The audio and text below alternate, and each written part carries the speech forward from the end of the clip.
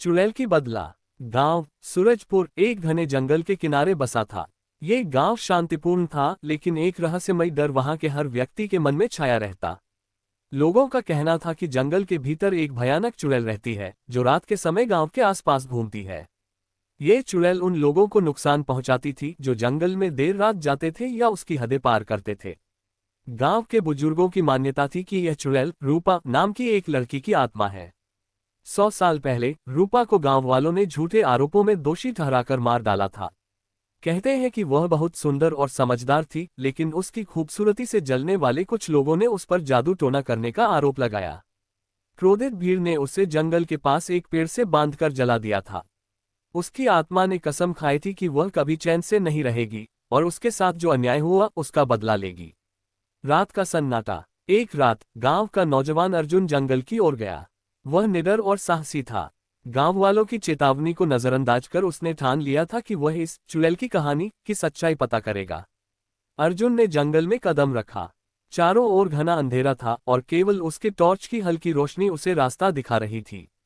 कुछ देर चलने के बाद उसे एक बूढ़ी औरत का अक्स दिखाई दिया। वह पेड़ के नीचे बैठी थी, सफेद साड़ी पहने हुए, और उसके लंबे बिखरे बाल हवा में उड़ रहे थे। अर्जुन ने हिम्मत करके पूछा, आप कौन हैं? औरत ने धीरे से सिर उठाया और उसकी आंखों में एक अजीब सी चमक थी। उसने कहा, तू यहाँ क्यों आया है बेटा? क्या तुझे अपनी जान प्यारी नहीं? अर्जुन ने जवाब दिया, मैं सच्चाई जानना चाहता हूँ। गांव के लोग डरते हैं, लेकिन मैं नहीं। सच का पर्दाफाश। बूढ़ी औरत ने ठंडी आवाज में कहा, तू सच्चाई जानना चाहता है तो सुन, मैं वही हूँ जिसे लोग चुड़ैल कहते हैं, लेकिन मैं चुड़ैल नहीं, एक पीड़ित आत्मा हूँ। गांव वालों ने मुझ पर जो जुल्म किए उसकी सजा मैं उन्हीं को दे रही हूँ। अर्जुन ने पूछा, अगर आपको न्याय चाहिए तो क्यों न हम सच को सामने लाएं? मैं आपकी मदद करूंगा। चुड़ैल ने अर्जुन की बातों में सच्चाई देखी और उसे अपनी कहानी सुनाई। उसने बताया कि गांव के कुछ प्रभावशाली लोग उसकी मौत के लिए जिम्मेदार थे और आज उनके वंशज उसी दर्द का सामना कर रहे हैं। बदला या मुक्ति। अर्जुन ने गांव लौटकर पंचायत बुलाए और चुड़ैल की कहानी सुनाई।